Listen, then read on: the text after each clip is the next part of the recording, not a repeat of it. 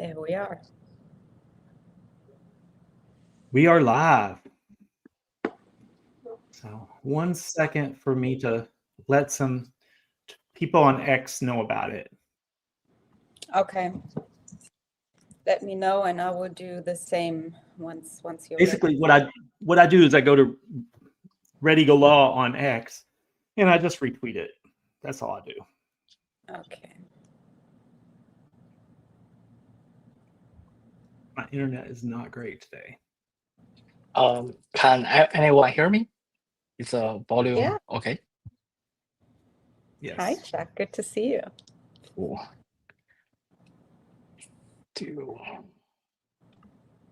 Okay.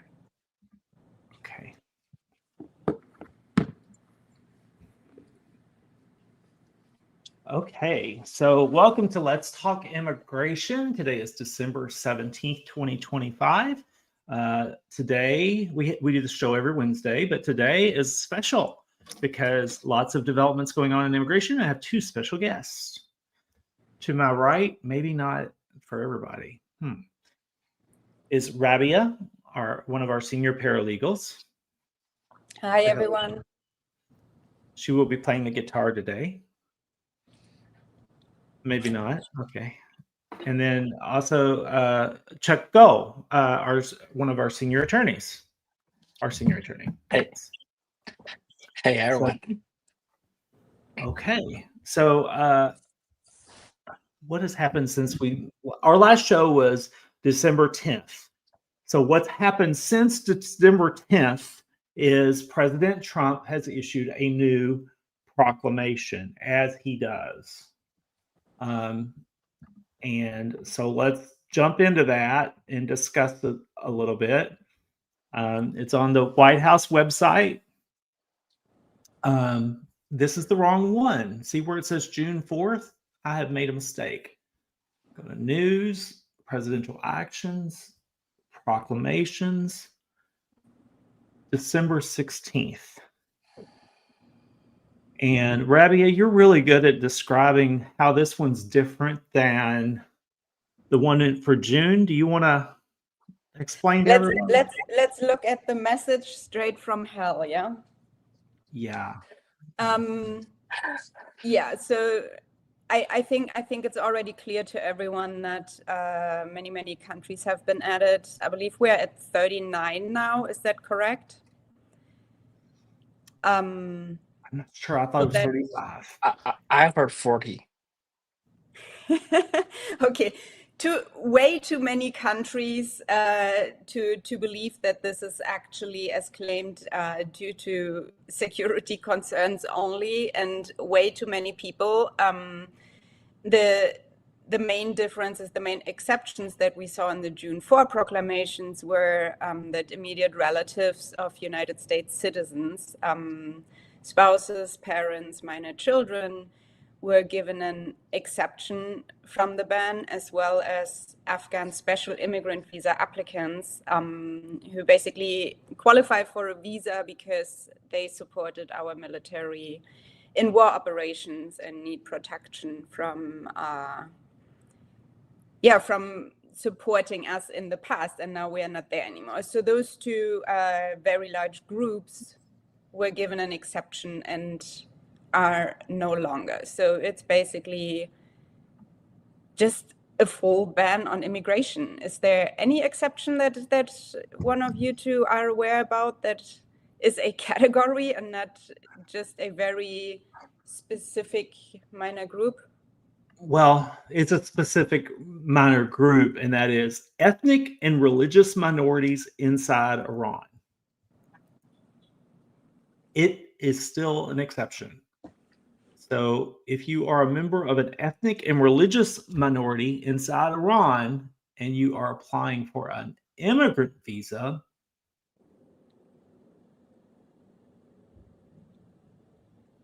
yeah, it says immigrant visa there. Yeah, that's only for immigrant visas. So this doesn't apply to K-1s. It doesn't apply to H-1Bs. It just applies to employment-based diversity visa, employment-based immigrant visas, and then family-based visas. That's it. And Yeah. If you don't know about ethnic and religious minorities in Iran, you want to know if you are one. First of all, you should know if you're a member of a minority, okay? But we have the cable that's on our website somewhere, and we will share that with you if you email us about it. Yeah. Actually, if you I go think to the our positive. resources, cables. I think they're probably going to update this cable now that there's a new travel ban. Is that it? I don't know if that's it or not. We got 3 cables about the same day, so it could be that. It might not. It's 71920. I don't know if that's the one you're opening. Right? So it's not that. Actually, we don't have it on this web page like I thought it. I thought we had it there, but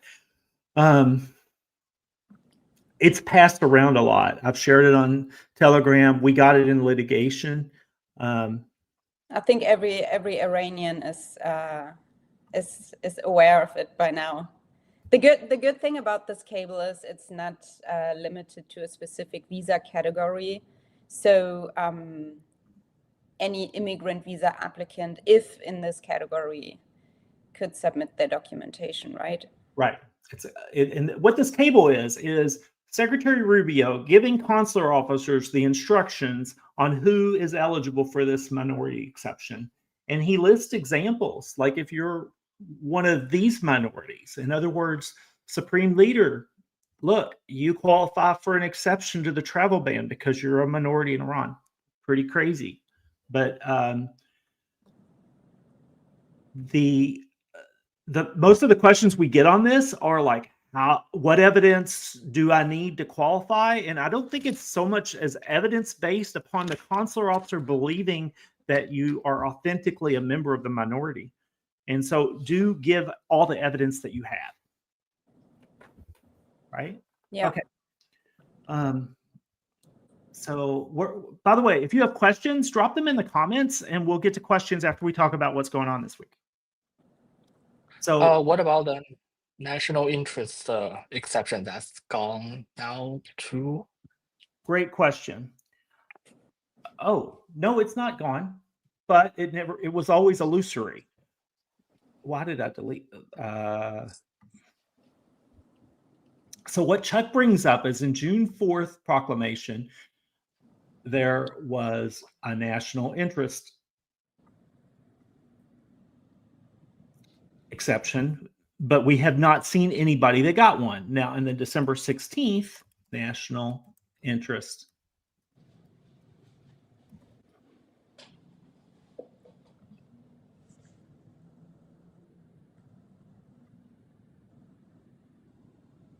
here it is. There's a national interest exception that the Attorney General can find somebody in the national interest, apparently. And maybe the Secretary of State. Yes, the Secretary of State can find someone in the national interest. And the Department of Homeland Security Secretary Noem could find someone in the national interest.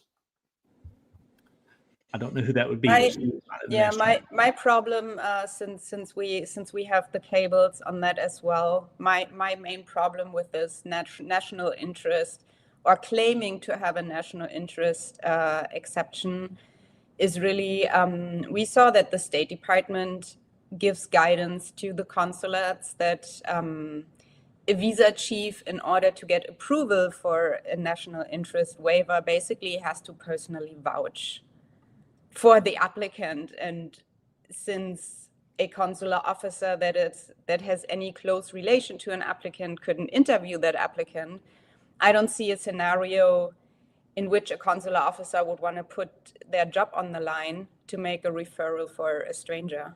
Exactly. Because if that person comes in the US and does something, then it'll be tied to them, and they just they don't get paid enough to do that, right? Okay, so national interest, even though I'm not aware of a single person getting a national interest exception since June 4th, there's news on this in the litigation space. Chuck, are you aware of this news? Yeah. So one of our cases challenging the presidential proclamation 10949. The Judge Chutkan just issued an order today, partially granted our motion for leave to amend and partially denied it. What is granted is that the no NIE policy. That is, we are challenging the president proclamation's exception, the national interest exception, that nobody actually getting one. The other one, the other survive, the other claim that is survived is the no visa policy. Right. Yeah, That and so is okay, go on. that is that is when court repeatedly finds that the president's power to issue a travel ban does not disturb, cannot be used as an excuse to not issue a visa. Exactly. An entry ban cannot be used as an issuance ban. Okay, spoiler alert. We knew that Judge Chutkan would probably find that way because that's what she found in our case called Ray versus Biden in, when was that, Chuck? September of 2021. So see, we are not new to this litigation thing, and we're not new to these judges. So we knew that Judge Chutkan would find that argument persuasive. So we have, this is the lawsuit Chuck's talking about, where we got the order today. This is one of 7 challenges we have to challenging the travel ban from June 4th. And this is the one that was brought on behalf of employment-based Iranians and AP. And now, even though we were near the end of that lawsuit, the judge is saying, okay, you can amend the complaint and you can challenge these 2 things. So we can challenge the State Department, like Chuck just said, the State Department not adopting USCIS's interpretation of what is the national interest. And we can challenge 212F entry ban not being an issuance ban. So this is exciting. It was bittersweet because it is the judge found that the travel ban was lawful, but she's letting us challenge the implementation of the ban, and that's got some value, right? If we make it more difficult for them to implement monstrous policies, that will be good.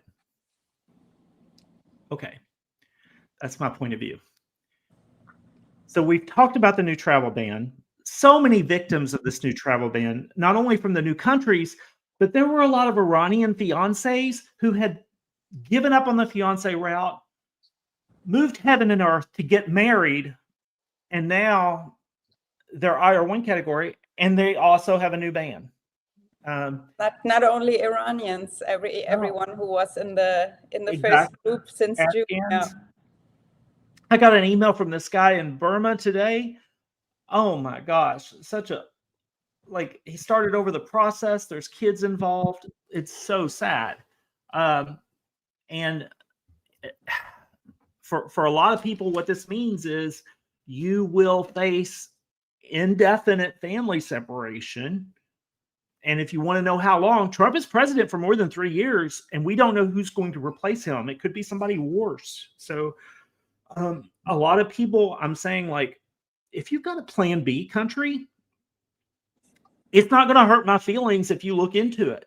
I talked to somebody earlier today that's looking into Mexico, him and his wife moving to Tijuana, where he could still work in San Diego. And I'm like, that sounds like it's something I would, if I was you, I would look into that as well. Okay. So the other things we need to talk about besides new policies, because there was another new policy involving humanitarian parole on Friday, right? But our litigation is not in that space. There are other people that are litigating in that space. The Justice Action Network. The Family Reunification Parole Program, you mean? Yeah. So I had a couple of people wanting to consult with me, and I'm like, I noticed on Justice Action Network's webpage that they're going to challenge what happened on Friday. So I would watch them. They know what they're doing. They've got a pending case in Massachusetts, if I remember correctly. Okay, so let's talk about what we've been doing at Ready Go Law. We are onboarding a group lawsuit, the first of a series of group lawsuits to challenge the December 2nd memo that stops USCIS processing. So, which of you all remember the number of this memo? I haven't memorized it yet. It's PM 6020192. I think the year 2026 is going to be the year for my head. This number, I'm going to tattoo it on my arm. PM 6020192. Maybe I could change my phone number to that. 714602. Anyway, this lawsuit, we are the first one we're doing, and we're going to do more than one, is on behalf of people with pending adjustment of status, 485 applications. Okay, and we have 4 requirements to participate. Rabia, do you want to read so that people are tired of hearing my voice? Of course. So the requirements to participate are the applicant must be inside the United States. They must have a pending I-485 application with a receipt notice, of course, that we have that and also can present that to the court as needed. Must be a national of one of the impacted countries. And since we just spoke about the proclamation from yesterday, so currently and until USCIS possibly updates the guidance, the impacted countries are those from the June 4, 2025 travel ban. Or Curtis, did we see an update already? No, right? I'm wondering that too. So this is okay. The December 2nd still up, but where was they would call it the same thing. So yeah. Let's go through the requirements first. We can, if it's updated, then we can still. Yeah, I'm going to do some research. Yeah. And also, they of can course just you cannot be a plaintiff in a different lawsuit for your I-485 at the same time. So those are the requirements to participate.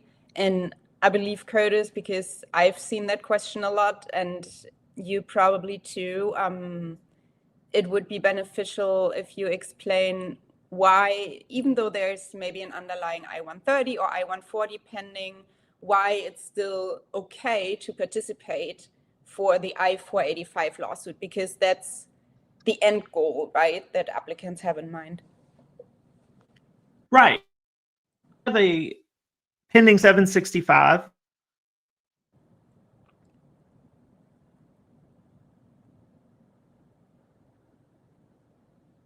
Oh no. I think you got stuck.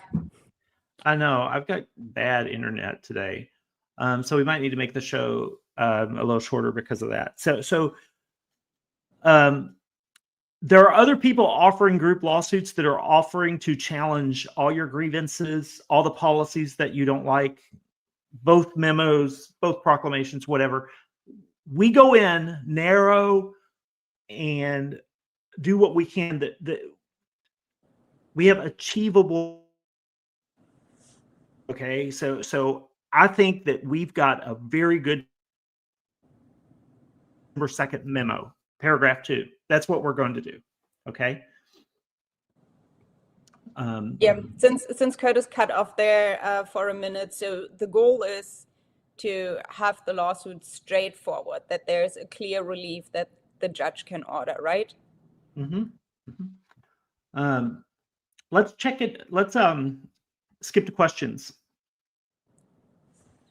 because I'm sure we will have some. Let's see here. I would like to ask if well, I can read the question. Hello, I would like to ask. Oh, Curtis drop off again. Just continue. What am I going to do? So the question is, Should I hello, join I it would from my like to phone or ask something? if IR1 cases who already did the interview and DNA test are banned if they are from the listed countries. So the answer is yes. If the visa is not issued before January 1st, 2026, then yeah, the ban unfortunately applies. So the day of visa issuance is what makes the difference, not when you attended the interview. And probably consular officers cannot even issue a visa starting January 1st. There will be a block in the system. But from our point of view, as we talked before, the no visa policy, the president's power to ban entry does not give the State Department authority to not issue a visa. So that's our position, and that's why we are filing lawsuits to challenge right, the but State Department. until we get an order stating accordingly this what we believe to be unlawful policy is going to be in place and applied to this person that already had the interview and DNA. Next question, can the travel ban be applied to green card holders as well? Specifically, consider a lawful permanent resident with no criminal history who resides in the US, pays taxes, and travels abroad for vacation. Could such a person be barred from re-entering the US or have their green card revoked? Chuck. Oh my God, it's a huge shoe to fill when Curtis is not here. I think if you read from the president proclamation that the green card holders are not affected, as it states directly in both of the both of the presidential applications. And we did say we did. So on that question of another further question to develop on your question, there is we see on the news that there's a New York Times article today that the USCIS plans to do more denaturalization cases if they find out that if the green card holder or the naturalized citizen got their green card or the citizenship from fraud or from unlawful means. So that's something to watch as well. But I think that was always the law, right? If it turns out at some point that you produced fraudulent documents to obtain an immigration benefit, then there is a process to revoke. Curtis, how's your internet? Do you want to? I think it's better. You're right. That was always a policy. It's just Trump has more resources. They got in the big beautiful bill. They're throwing a lot of money at the ability to denaturalize people, so we can't expect more of that. So, can you all choose the questions though? It's harder for me to do that from my phone. Choose the questions. Yeah. So, according to the New York Times, the Trump administration plans to significantly expand. Oh, that's the one we just did. That's what we just talked about. Yeah. The next question is, does the new ban impact dual nationals, Iran and a European country who have applied for an EB-1A immigrant visa and their cases in AP? EU country, the answer is no, because you're a dual national and you're an exception. But that's from visa issuance. If you have a pending I-130 and you're not at that point yet, the I-130 is frozen, I-140, because it's EB-1A. It sounds like they already applied for the visa, so they're already past the USCIS stage. So you are in okay position. Do a mandamus lawsuit if you've been in administrative processing for more than 6 months. 100%. Can someone on partially banned country travel for H-1B stamping in January? No. Why would you guys even think of this? Everyone is fighting and you want to voluntarily leave the country? Yeah, if you leave the country, go ahead and put your stuff in storage because you're not returning within the next 3 years. So Unless Is paying there 100,000. Is there any solid evidence either way about whether or not the US will be issuing work permits to asylum applicants from banned countries? there's no evidence that USCIS is giving decisions for people from banned countries at all. I have seen no decisions since December 2nd for from US. I haven't even seen a green card issued. There is a rumor of one work authorization that's being passed around Telegram. If it's just one, it was an accident. Yeah. So But So no. but what's affecting is that they will revoke the automatic extension on the EAD renewal that's currently pending with USS. That's for sure. Yeah. Okay, That most too. people don't know about that. Well, I wouldn't say most. Could you explain that, Chuck? Because I think a lot of people don't know about it, about the revocation of that. Okay. USCIS issued policy memo.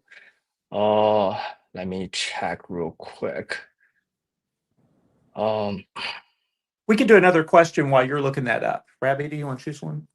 Yeah, absolutely. I'm currently in the US and I wanted to ask whether working as a dentist on an H-1B could be considered in the national interest, especially given the strong need for dentists considering pause.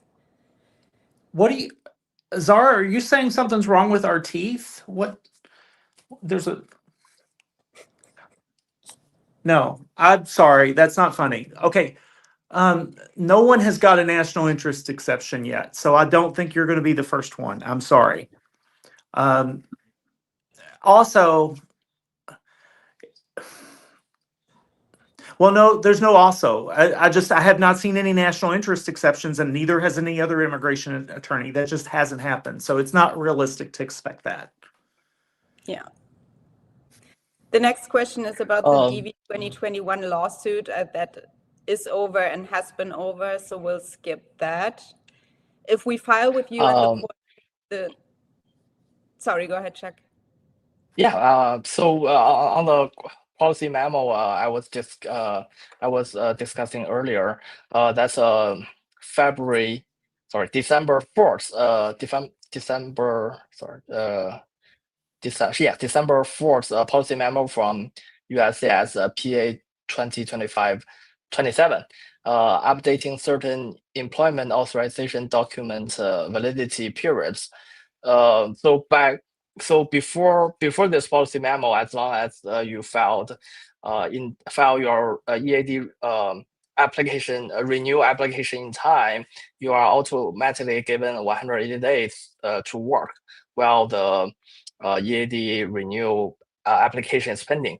But under this new policy, you are not able to work when your last EAD expires, while your new EAD is still while your EAD renewal application is still pending with USCIS. Cruelty. Okay, thank you for saying that, and this is a good time for me to hint. The next group lawsuit that we are onboarding after the 485 groups is the 765, because we realize there are a lot of impacted people with pending work authorizations that will not be able to work if this hold continues. So I'm hoping to have a website up to talk about that opportunity by Monday. Very good. Next question. If we file with you and the court lifts the December 2 hold, but USCIS later issues an RFE or an OID based on the November 27 memo, what's the strategy? Okay, Respond only and wait for their decision? Yeah, let's stop there. When they have 6 questions, more than one question, I like to do them one at a time. The policy when you get an RFE or annoyed is to respond to it. That's end of story. We don't go to the court and complain that you have an obstacle. Think about it. Let's say on the way to the interview, the elevator was broken. Would you be able to go to court to say, look, I had to go up the stairs? No.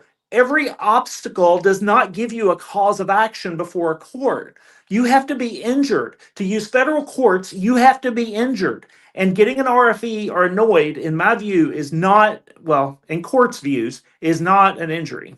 Yeah. Okay. And I Also, think because the policy update gives some indicators what they are looking for, right? So they want that you are integrated in your community, that you provide something of value. So look at things where you can volunteer in your neighborhood, things that are easy that you can provide to show that Right. you do provide value in the United States. So I think that's something everyone is aware of by now, and that can be focused on while we're in this holding pattern. Okay. The next question on that is, respond only and wait for their decision that you already covered with your response, or respond plus additional legal action. No legal action until there's a decision. There's Yeah. no injury until there's a decision. And then what timeline should we expect, especially for people needing at least an EAD to keep working? Okay, so I have a Telegram group where we're discussing this opportunity, this 485 lawsuit, and one of the things I shared today was our record for injunctive relief for a group, and it was a case called Young versus Trump. Later, the name of the lawsuit became Young versus Biden, but it was 58 days from the time we filed the complaint until the judge issued the order giving us relief. So that's the goal. It would be ambitious to say we're going to achieve it. I would say hope for a 3 to 4 month situation where we get a favorable outcome within 3 to 4 months, but it could take longer, and then again, it might not have success. Yeah. Rami is asking if we will have a lawsuit option for the new countries if the USCIS memo is updated to include them. Yes, group lawsuits is what we do. So it's very rare that we decide to stop suing over something. So for someone who has a valid F1 visa until mid-2027 and has recently received an EAD based on a pending I-485, which is valid until 2030, is it necessary to join the lawsuit? So I'll leave your actual question to Curtis, but I have a point to make that if you currently have a valid F1 status, make sure to maintain your lawful status to take enough course to meet the full course of study requirement. If you are currently on OPT and or a STEM OPT extension, make sure to not exceed the 90-day, 150-day unemployment period. Because maintaining status will give you a backup if the 45 didn't pan out. I have a Correct. question on that, Chuck. If you use an EAD that is based on an I-485, does that not impact your F1 status? Yeah, I agree. But that will turn your status into the AP status, the pending 485 Authorized pending. stay. Yeah, authorized stay. Not stay. even though you are not accruing unlawful presence, you are not. You don't have a lawful status. That's what authorized stay is. My guidance for Farshad is you wanted a green card, you submitted a 485, so fight for it and do participate in litigation. If it's not our lawsuit, someone else's, fight for what you want. 100% agree. Could you explain the benefit of challenging a case for someone who has just filed an I-485 and is far from the 1 year mark for approval? What would be included in your case for these situations? Great question. The benefit is this hold is not a temporary hold. This hold is that 485 that you just submitted has no value as long as that hold is there. So for the same reason you paid $1,400 to file the 485 is the reason why you would want to sue to make sure that that 485 can someday be adjudicated. Does one of you know where the 1 year mark is coming from? Because Yes, I've never heard that. Well, they're probably thinking, Just average processing time? I they're think not being, there's no decisions. There's Yeah, if no you're thinking yeah. about 485, like taking a year, sometimes, that would happen. But now they're not going to give decisions while that hold is in place. Yeah. They could be talking about the visa bulletin not being current.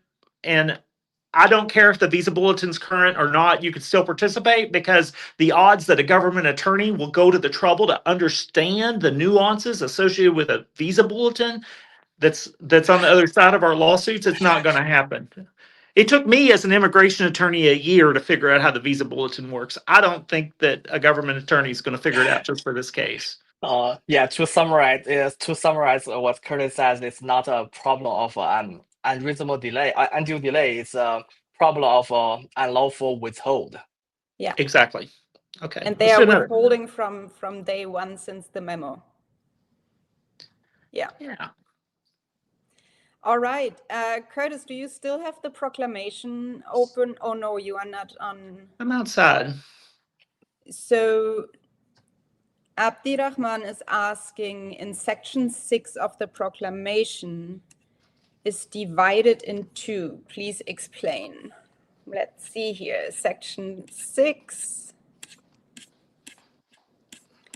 It's so much to scroll on this proclamation. I like these questions that are very specific because it allows us to do some research, some things we might have missed. Section 6 is scope and implementation of suspensions and limitations. A is the scope Rabbi, to can the you share your screen? Rabbi, can you share your screen? I do not know how I do that, but let me see. Actually, I bet I can do it. Okay.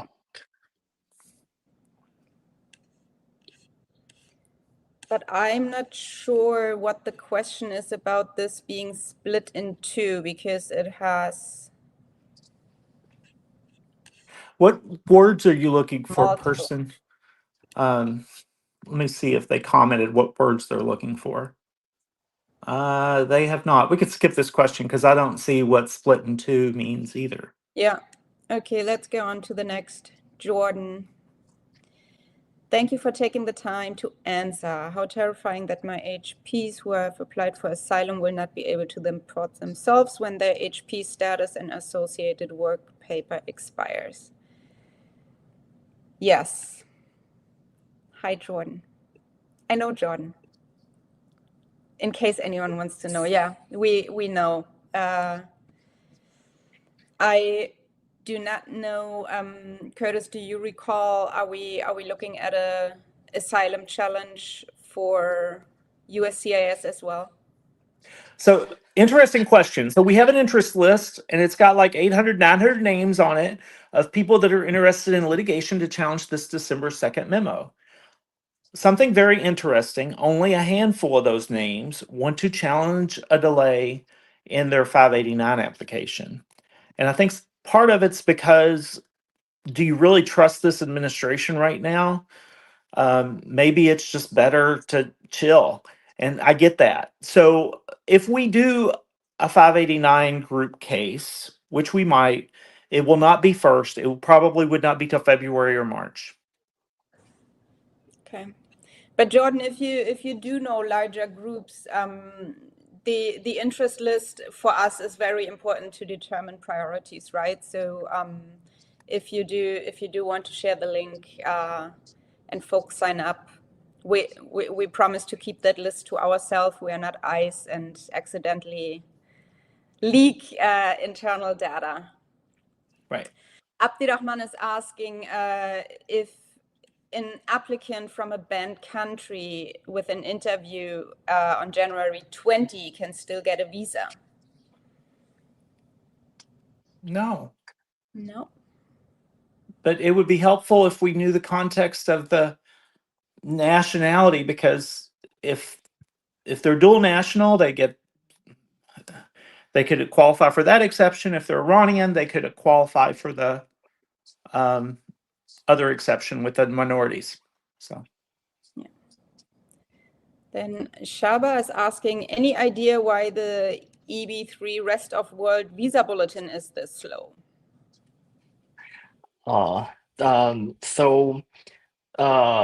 the just a simplified version of it. So is that the Congress in its infinite wisdom back 30 years ago in 1990 set the annual quota for all employment-based and family-based visa that they can issue every fiscal year, and every year there are more applicants than the quota that's allowed to be issued. So with this, so the one that cannot be issued just leave for the next year, and in the past 35 years now, we are looking at this backlog.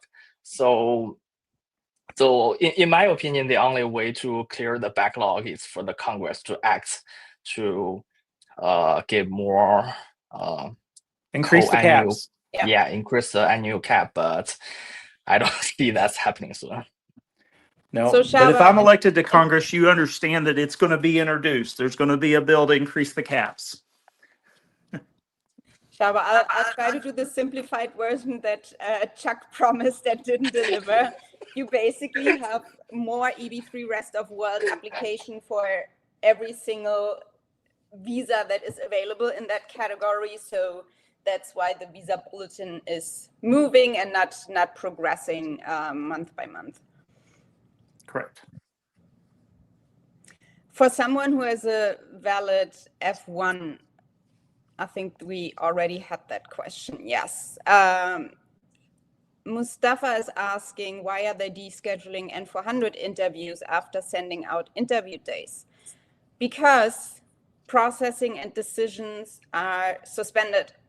That's the December 2 policy we were talking about earlier, where our first lawsuit is for I-485s.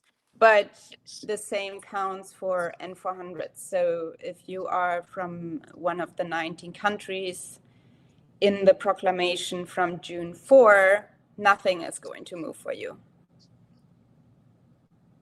Right. With Nigeria recently added to the list of partially restricted countries, although the latest proclamation doesn't explicitly mention H-1B, I just wanted clarification on that. Good question. I did not. Did I just close that window? Nigeria. I'm looking at it right now. Let me check real quick.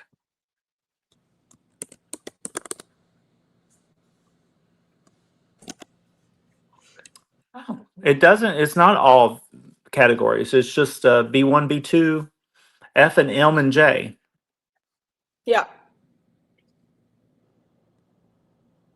So it looks like H1 and also K1 for Nigeria are not suspended, but spousal visas are. So all of this is so weird. But yeah, looks like H1B should be fine for Nigeria. Good news. Yeah. Let's do another. Next question. Iran and Toronto. We have one country and one city inquiring here. Did I get you right that as dual citizen of Iran and EU, a mandamus action for an AP lasting over 6 months can still succeed? I thought the new administration considers multi-year APs to be normal. I have to take this question. Yeah. Okay. Let me tell you what a lawsuit is. A lawsuit is plaintiffs, defendants, and the judge. We're the plaintiff. You are the plaintiff if you file a mandamus lawsuit. The State Department, or USCIS, depending on who you're suing, is the defendant. They're not the decider of the lawsuit. The judge is the decider of the lawsuit. That's who makes the orders in the case. But importantly, when we file a mandamus lawsuit, there's one thing that's going to happen. They're going to check the case to make sure it's being processed correctly. And that's got value because often it's not.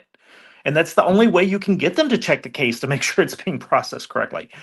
The second thing when we file a mandamus lawsuit is they're going to do some calculus. They're going to say, hey, do we really want to fight a whole lawsuit over this, or can we just accelerate the security vetting?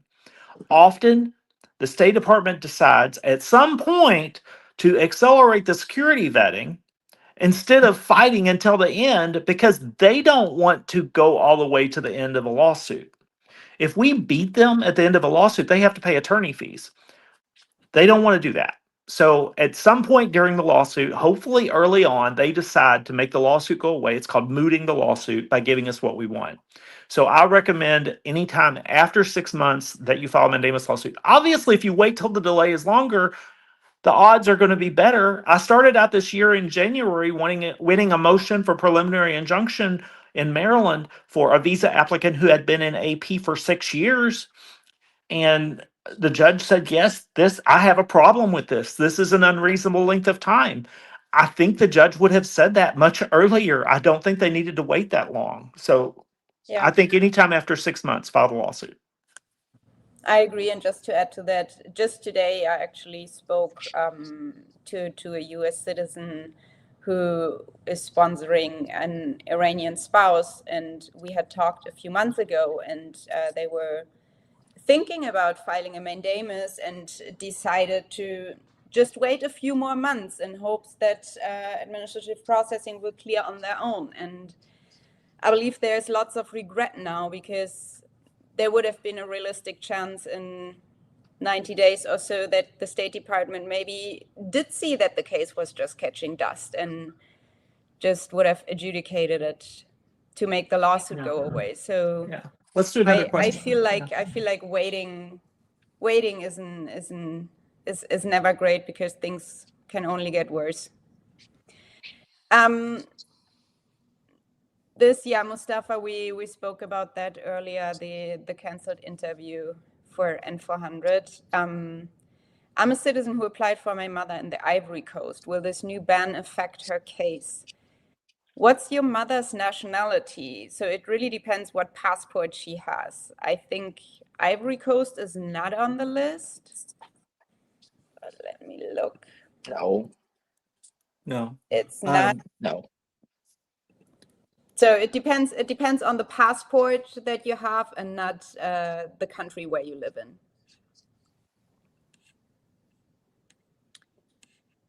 Amy is asking, is there any movement on H-1B national interest exceptions or hope for the lawsuit? There's no national interest exception in practice. Yeah. So that's illusory. It's not real. As far as hope for the lawsuit, I mean, I never give up hope, but odds are against us. We will continue to fight all of the Trump administration policies that we see as unlawful. And we have 7 pending lawsuits now challenging the lawfulness of the travel ban. Yeah.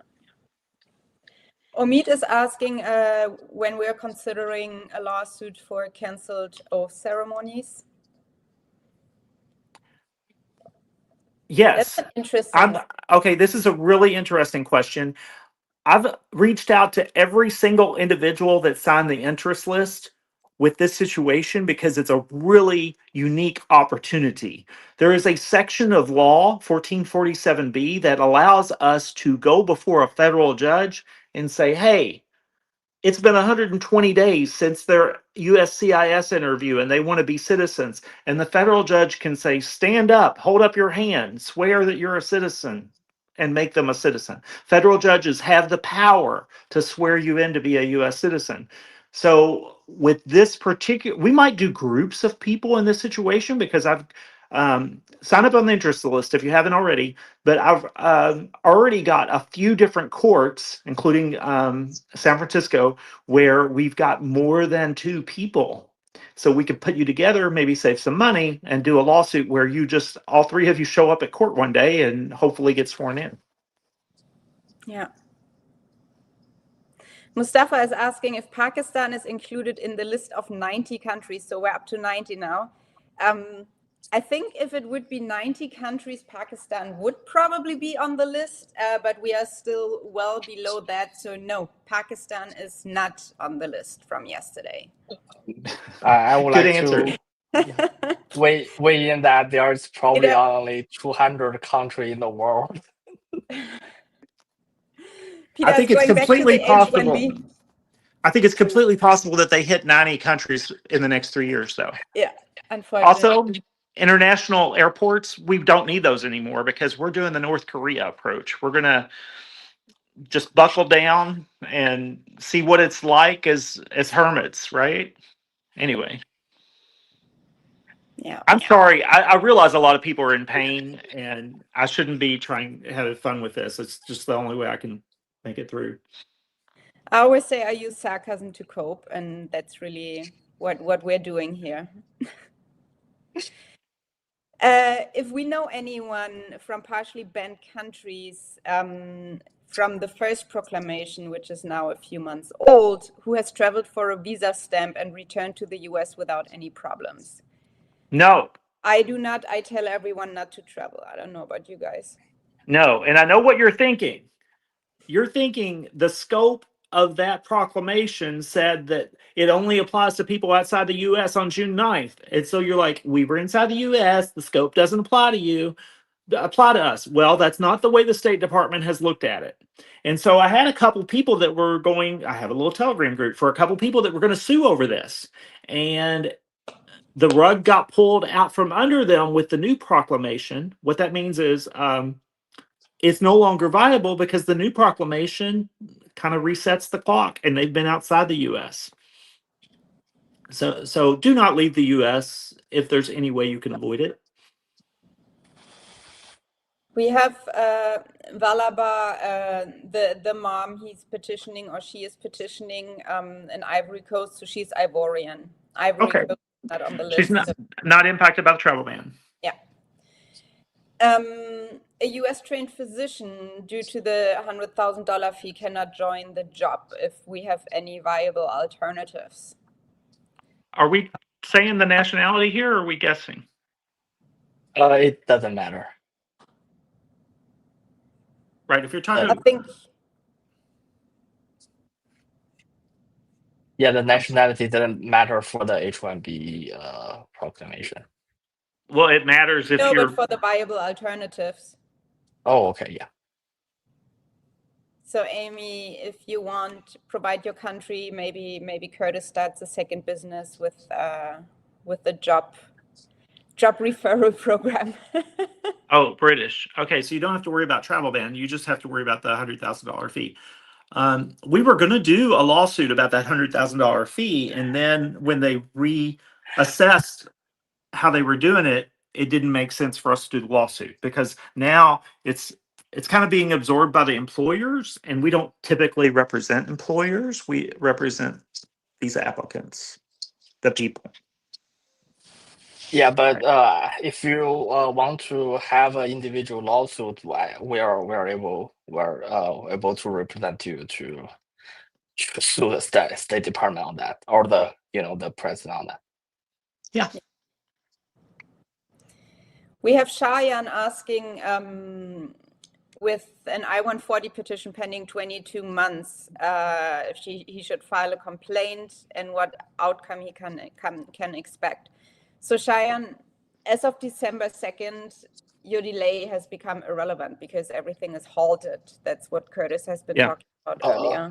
We're assuming that Cheyenne is Iranian because of the name, right? But that's I-140, not 485. It's a Still USCIS benefit. Yeah. So Cheyenne, once we offer an I-140 challenge to the USCIS memo, you probably want to consider joining that. I think a regular mandamus delay lawsuit, Curtis, in this situation doesn't help, right?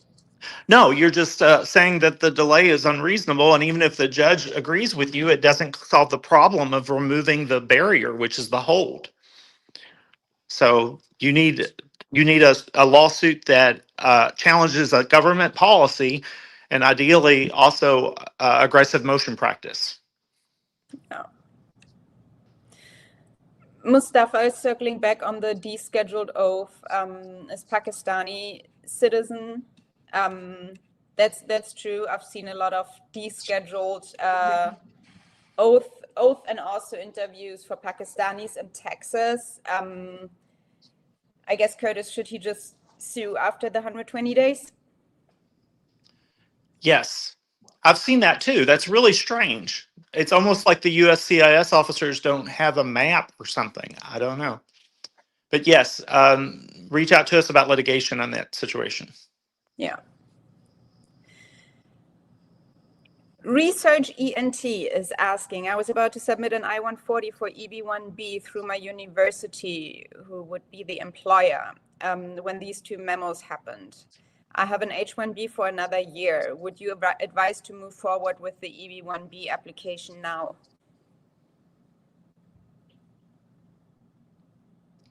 I would say yes. Chuck, would you agree? I mean, just because they've got a hold on the processing doesn't mean that you can't submit.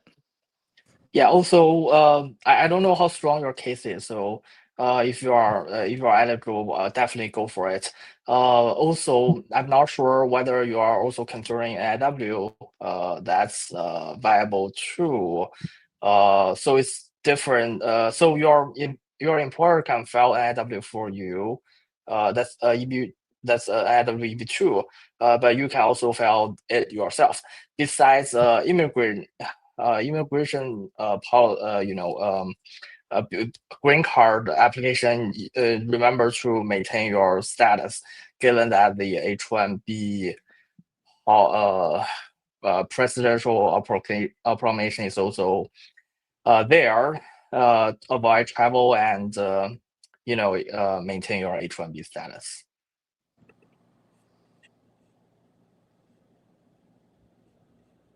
I love Rabia doing the questions. It makes me happy. I've been doing this for years, by the way, where I read the questions. I'm tired of hearing my voice. Peter is asking again about his stamping. I think we've already sufficiently responded to that. H-1B until September 2028 and an I-485 based on an NIW, probably EB2 NIW, and I'm from Iran. Do you think I should wait a bit longer for a lawsuit or do it now? Okay, we are not offering lawsuits indefinitely whenever it pleases you. It's not like a Starbucks where you just come in when you want and place your order. We are offering one opportunity right now, and you got 9 days and 9 hours and 1 minute to sign up for that opportunity. I cannot promise you that we're going to offer future litigation. I know that our competitors, a couple of them, are offering group lawsuits, and I can't promise you that they're going to go through with those or that they're going to offer future litigation. So if you want to sue over this policy, you need to sue like when the opportunity to do that is being offered. That's my view. Also, I think Curtis is discussing about the group lawsuit. If you are loaded, of course, the individual lawsuit is also available. Well, I'm assuming that from Iran, why would we do an individual lawsuit while the we're not going to we're getting we did a few, but I'm getting away from doing individual lawsuits challenging policies. I want to challenge policies with group lawsuits. Yeah. Okay. One more question, because I like these shows to be an hour. So. Okay. Amy is asking more about underlying opportunities for work visas. I think that's something for an attorney that specializes in those, right? We are really specializing in litigation. So I'll see if I find another litigation question here. Iranian applicant here, if we join the I-485 litigation, do you think it can affect our I-765 applications as well? That is a really good question, and I've been wondering why no one's asked it.